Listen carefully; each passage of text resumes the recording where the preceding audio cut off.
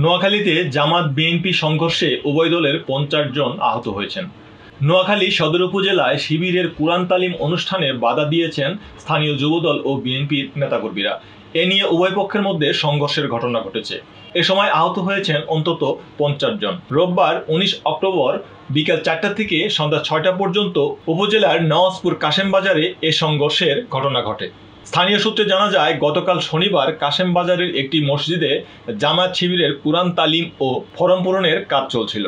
সেখানে স্থানীয় বিএনপির কিছু নেতাকর্মী গিয়ে জামায়াত নেতা সেলিম বিগত সময় আওয়ামী লীগের ছত্রছায়ায় ছিল উল্লেখ করে তাকে নিয়ে জামাত শিবিরের কার্যক্রম না করার অনুরোধ জানান।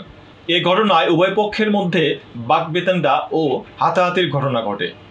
এরপর আজ রোববার ওই স্থানে পুনরায় কুরআন তালিমের আয়োজন করে স্থানীয় জামাত শিবিরের নেতাকর্মীরা। এ সময় মসজিদে গিয়ে বাধা দেয় যুবদল ও বিএনপির নেতাকর্মীরা। এতে উভয় পক্ষের মধ্যে সংঘর্ষের ঘটনা ঘটে। এ ঘটনায় অন্তত ৫০ জন আহত হয়েছেন। খবর পেয়ে পুলিশ ও সেনাবাহিনী ঘটনাস্থলে গিয়ে পরিস্থিতির নিয়ন্ত্রণে আনে।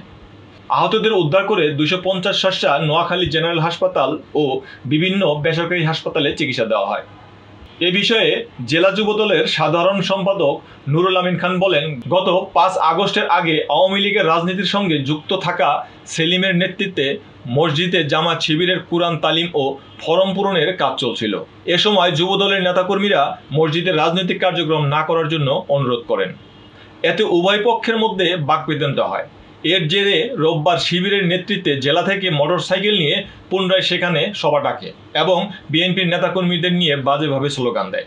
এ সময় তাদেরকে শান্ত থাকতে বললে তারা যুবদলের নেতাকর্মীদের উপর হামলা করে। এতে নওয়াজপুর ইউনিয়ন যুবদলের আহ্বায়ক ফারুক, যুবদল নেতা রায়হান, জিয়াসহ ২৫ থেকে ৩০ জন নেতাকর্মী গুরুতর আহত হয়। এ বিষয়ে শিবিরের শহর শাখার প্রচার সম্পাদক KM ফজলে রাব্বি বলেন, শিবিরের উদ্যোগে শনিবার কাশেম বাজার মসজিদে কুরআন তালিম অনুষ্ঠানের আয়োজন করা হয়। সেখানে স্থানীয় যুবদল নেতা ফারুকের নেতৃত্বে হামলা করা হয়। এরপর শনিবার কুরআন তালিম করা যায়নি। এক পর্যায়ে আজ রোববার পুনরায় সেখানে কুরআন তালিমের আয়োজন করা হয়। আজও ফারুকের নেতৃত্বে হামলা চালানো হয়। এতে হাসান, দেলোয়ার হোসেন মিশু, আবিদ, সালাউদ্দিন সহ ৩০ জনের বেশি নেতাকর্মী আহত হয়েছেন। নোয়াখালী জেলার অতিরিক্ত পুলিশ সুপার মোহাম্মদ ইব্রাহিম জানান, দুই পক্ষের মধ্যে বিকেলে হামলা সংঘর্ষের ঘটনা ঘটে। খবর পেয়ে পুলিশ ও সেনাবাহিনীর একাধিক টিম ঘটনাস্থলে গিয়ে পরিস্থিতি নিয়ন্ত্রণে আনে।